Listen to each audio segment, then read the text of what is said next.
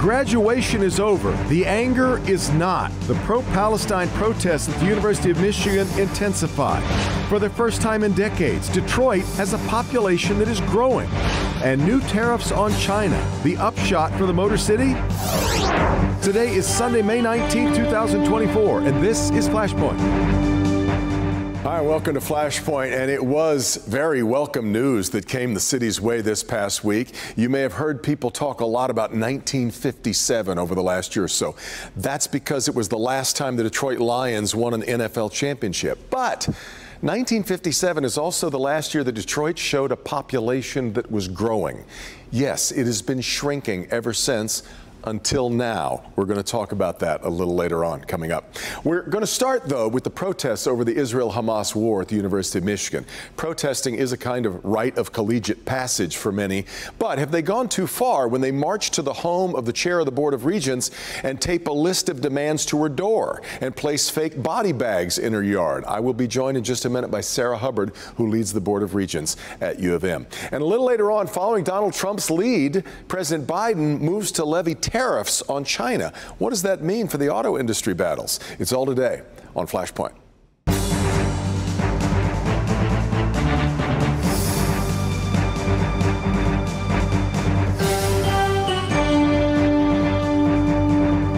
Well, it has been an intense spring on so many college campuses across the U.S. due to the many protests over the Israel-Hamas war. If you thought things would calm down at semester's end after graduation ceremonies, you'd be wrong. And last week, a group of protesters took their frustrations to the Lansing area home of the Board of Regents chair at U of M, Sarah Hubbard. They put several tents in her yard, along with what were apparently supposed to be bloodied body bags, and then they marched and chanted their demands. I am happy to have the Regent chair, Sarah Hubbard, with me today. Sarah, let me start with letting you sort of describe your experience from Wednesday. Yeah, thanks a lot, Devin. I really appreciate the opportunity. Sure. So at 5:54 a.m., I saw on my Ring camera doorbell that they had arrived at that point. A group of about 30 protesters came to my home near Lansing in Okemos, and the first thing they did is they came right up to my front door, a guy with a mask on and a hoodie, and a woman carrying a camera, and they taped a 3-page memo to my front door with their demands. At the same time, I could see in the background that people were setting up 3 tents on my lawn and then string about a bunch of sheets painted with red paint and stuffed with tissue paper and that kind of thing to resemble body bags. And then they also had stuffed animals that they had kind of burned and a bunch of those all over the place, and then like a broken toy crib. So they were trying to recreate, I guess, the encampment from Ann Arbor, from University of Michigan's campus on my front lawn. And, the tents, I think, were taken from campus and moved to my front lawn. So once they got all that set up, then they started marching around my driveway. So I happen to have a horseshoe-shaped kind of a circle driveway, and it was 6 a.m. at that point, just after 6, and they were very, very loud. They had a bullhorn, a drum, and 30 people, by the way, some of whom had Michigan State University sweatshirts on, so they had found some common ground with their fellow Spartan. How ecumenical, yes. Yeah, so they woke up my neighbors, scared the children in my neighborhood. I happen to live in an excellent school district, so there are a lot of kids. Parents told me later that they had to really explain what was going on. And then they just continued to march and make a lot of noise and chant and use my name in a lot of different ways. And then the Meridian Township Police, where I live, did ultimately come to break it up, ask them to leave, and they dispersed immediately. They abandoned their property, as the police said, left behind all their garbage, and left me to clean that up and get that thrown away. So that's what happened. Well, and it is certainly not against the law to knock on someone's door. However, to take up and take over someone's yard is a different matter altogether. Do you want to see? Are you pursuing this further with the police? I'm not pursuing charges, but we did have a Board of Regents meeting yesterday, and I answered their, quote, demands and was very clear that the thing they did was inappropriate, that they should not be coming to a public official's private residence, and that I didn't appreciate it and it was not helping their cause. Number one, they want us to divest our endowment from any investments in Israel. Right. And the Board of Regents has been very clear on that. We are not going to do that. We have long-standing policy. It doesn't matter how many times they come to my house and protest. We will not be divesting our endowment from those investments. Well, let me ask Sarah, let me ask about that. Do you feel any culpability then by the dollars that are going into Israel in these kinds of investments? Do you feel any culpability then or responsibility for the many lives that have been lost in this war? Well, what we found upon further inspection is that there is a very, very small amount of our endowment going to these kinds of companies that they're concerned with, something like less than 0.01%. Our endowment is about $18 billion, and we use the proceeds of that, the growth of those funds, to help pay for scholarships for needy students, help pay for professors, all the things that make us, give us an academic excellence, one of the top universities in the country, and why we had over 100,000 applications this year, because we're such a good university. So, what's important here is that this just isn't even a well-placed demand, as they put it. This is just not going to happen. Well, I'm not sure. I fully understand. Yes, the University of Michigan, no doubt, is one of the crown jewels of the American education system, of course. But I'm not sure that covers all manner of decisions that are made. And I'm wondering, when you say there's been a long-standing policy, do changes? Yes, we've seen this dispute between Israel and the Palestinians forever. However, since last October, things have changed quite a bit. Do changing and shifting conditions on the ground not require you to shift or change your thinking? Well, we're happy to listen to them, and they have come to many Board of Regents meetings. They have communicated with us by email. We've received tens of thousands, we think almost 70,000 emails on this topic between the board and the president. Members of the executive team from the university have met with various members of the coalition and leaders on both sides of this issue, from those that are supporting Israel and those that are supporting Palestine. So we have spent a lot of time listening to their concerns.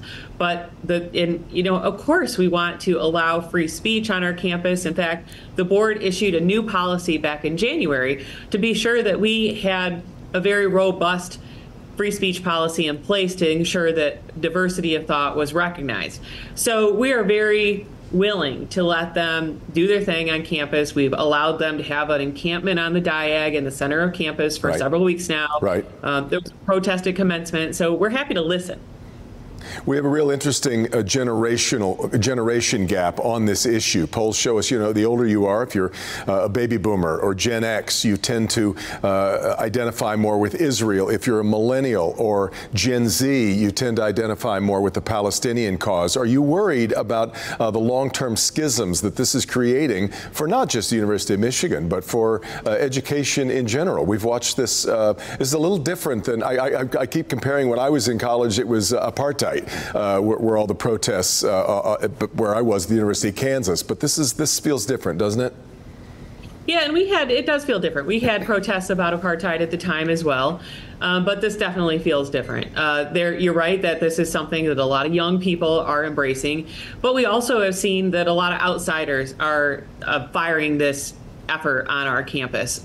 We know that a lot of them are our students, but we also know that there's alignment with some others that are really trying to create protests across the country and wreak havoc with our campus, as well as some other campuses across the country. So I think we need to be sure that those young people understand the history of this issue. And if we can do something to help them understand, how this has happened, how we've gotten to this point, what the different concerns have been of the various sides on this issue, I think that they will come to it with a little different approach as far as their strategy and how to advocate for change. Last question. I want to get back to something you mentioned earlier, where you have found that just a very small portion of what Michigan gives to Israeli companies is ending up in this conflict. Are you comfortable with any Michigan dollars going toward what's happening right now in Gaza? Well, what we do with our endowment, which is the same thing that almost everybody out there does with their retirement and their 401k or their pension fund, which is that we invest in funds. We get behind fund managers that have shown a great return on investment, and they decide where those investments go. And those investments can change on a very regular basis. One day it might have some of those investments, one day it might not. Yeah. We are chasing a return on our investment, again, so we can fund scholarships for those students who need it the most. That's what's really important here, is that we're able to use that money in a way to improve upon our academic excellence. The chair at the Board of Regents for the University of Michigan, Sarah Hubbard. Sarah, thank you so much for your time today. I really appreciate it.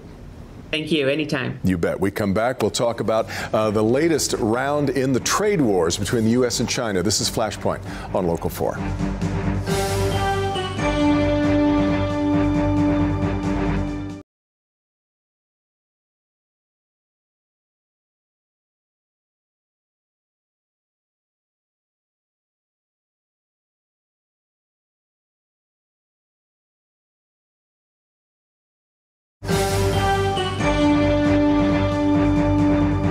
Welcome back. Really interesting for a lot of folks that watch international trade that when Joe Biden took over, he did not dismiss the tariffs that Donald Trump had placed on China. And in fact, this past week, he strengthened them in a big way, especially in the battle over EVs. Let's talk about that with John McElroy from Autoline and Glenn Stevens from Mish Auto. Fascinating development here. Glenn, I want to start with the politics of it, though, because this is so interesting that, for years, the Republicans were the party of free trade. Wide open trade. Donald Trump changed that. And now, in an election year, Joe Biden kind of choosing to double down on it, right? Well, there's no question that tariffs make good politics, maybe not long-term good economics. But what we're seeing right now is both of them trying to out-China each other.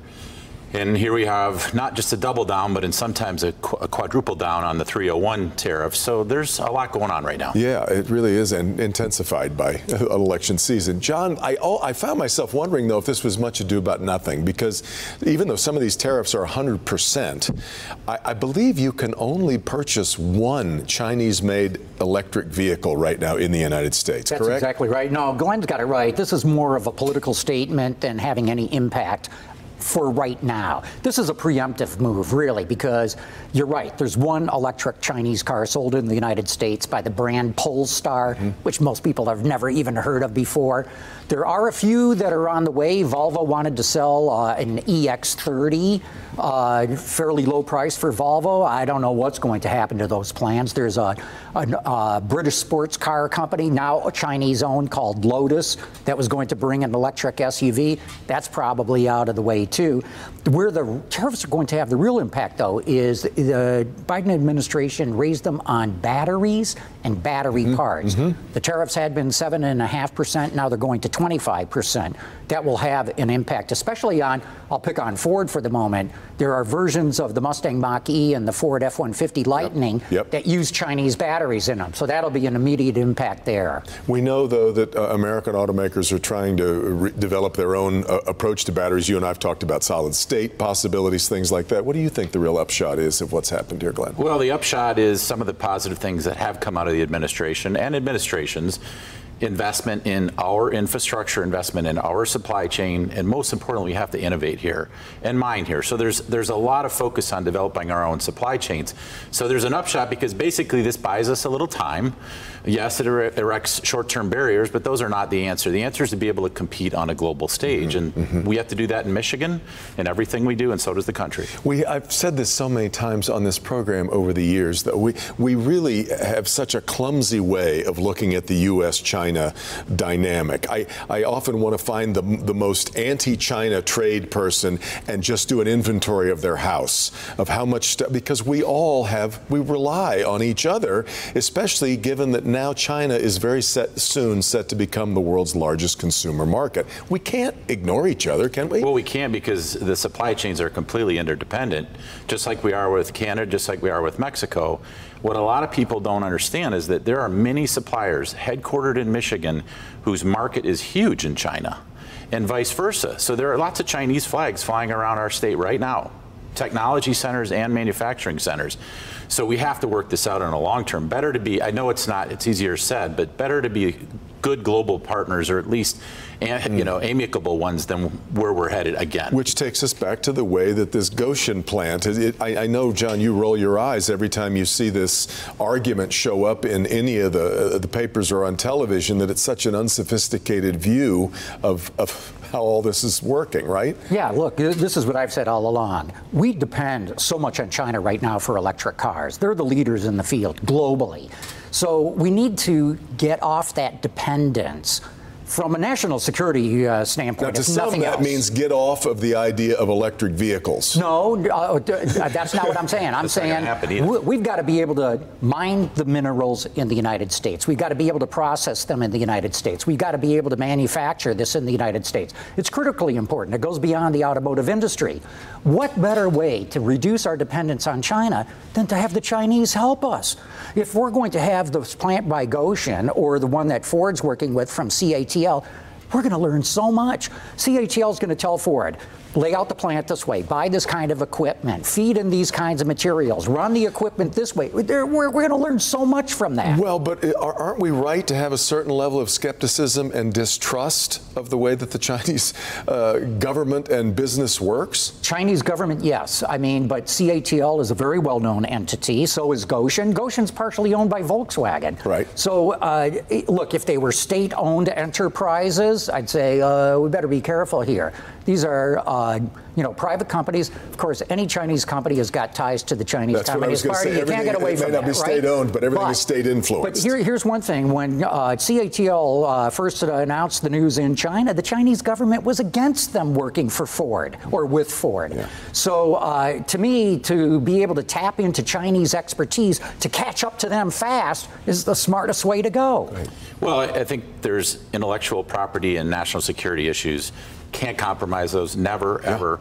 And then there are the economic and trade issues. And the fact is, again, they're interrelated. But come back to mining, we can't get permitting in this country to make things happen fast. Right now, there's one nickel mine open in the United States. And it happens to be in the UP, north of my hometown Marquette. That's right. It's the only one, and it only has a few years left. Trying to get permitted. There's one in northern Minnesota we're working on right now. We have to be able to develop our own supply chain. Processing is another issue, but then it's the battery technology and the supply chain. Look, EVs are happening. They're happening at a slower pace. They need to happen for all the reasons we know about, but we have to control and maintain our own supply chain and be less dependent. So in the short term, this is going to help that. We need to catch up. We need to get ahead at the same time. So we'll see what happens. Guys, great conversation as always. Thanks so much. Really appreciate it. Got to get to a break. When we come back, Detroit growing in population for the first time since 1957. This is Flashpoint on Local 4.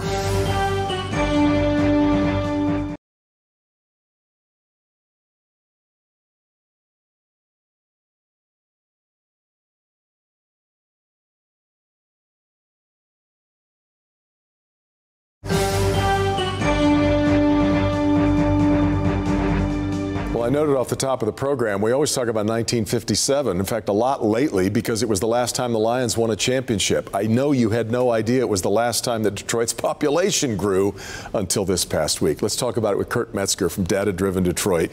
Kurt, some would say, well, it's 1,800 people. Yeah. That's not much. But against the trends of time? It's a start, right? I mean, I moved up here in '75, worked just down the street at the old Federal Building, and every year I've had to come and talk about the population dropping. Right. Some years more than others. Yes. And trying to explain it away. And for the last couple of years, quietly, I've been saying we're gaining population, we're gaining, but it never has shown up. As the mayor has been trying to make the case that the census has had it wrong for a lot longer than just now coming to terms with finally being a gain now, but he's believed that it's been gaining for some time. Does he have a case? I agree. I mean, I definitely agree, and I worked there for a long time, and it is bread and butter for me as far as their numbers. So, but yes, I know the 2020 census was problematic in so many ways. So there was an obvious undercount there, and we, challenged those numbers. But then the methodology that's used by the Census Bureau to estimate every year is very problematic, and the city has really gotten involved in trying to understand how that's done and to challenge those numbers and to explain to the Census Bureau what goes on in the city that's different. The surprise for me this week was to find out that 1957 was the last time it grew. I think most people are not understanding that it started much earlier than we think, right? We often tie it to the events of the late 60s, no. But this started a decade before that. Right, the 1950 census was 8.49 million. By the 1960 census, we already lost over 100,000 people. And then the 60s really pushed it. Yeah. It was a big decade out, and it just continued. But it was all post-World War II.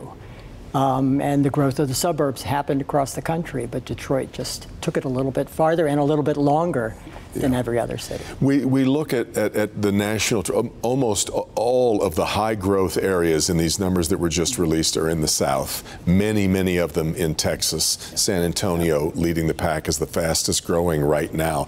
It's tough for Michigan to compete with, if you're talking about trying to attract people in sunshine, right? And a lot of it, these are also no income tax states where a lot of growth is. So talk about the challenges now of trying to get this to a bigger scale.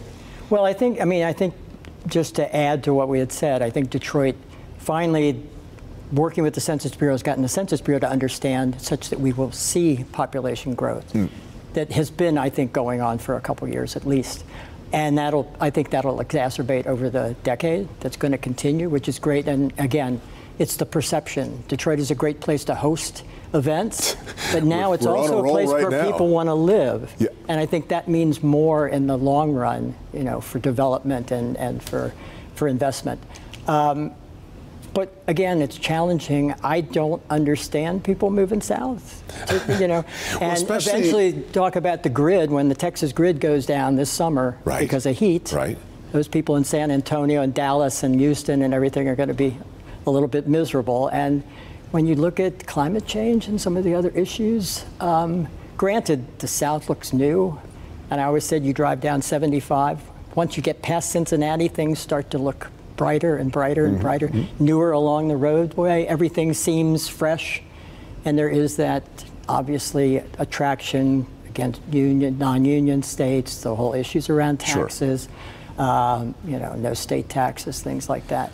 We also, I think, need to differentiate, because I talk about this a lot on this program, about when businesses move into Detroit. Are we bringing them from, say, Arizona? Are we bringing them from another place, or are we cannibalizing from Metro Detroit? And I guess the same question exists now. That's the challenge we want to grow our population, people outside of Michigan, rather than just shuffling the pieces inside. Exactly. Right? I mean, yes, Detroit has attracted a lot of younger people from the suburbs who have wanted to live in the city. Parents have felt better about kids coming to the city and living. Certainly Wayne State has developed more.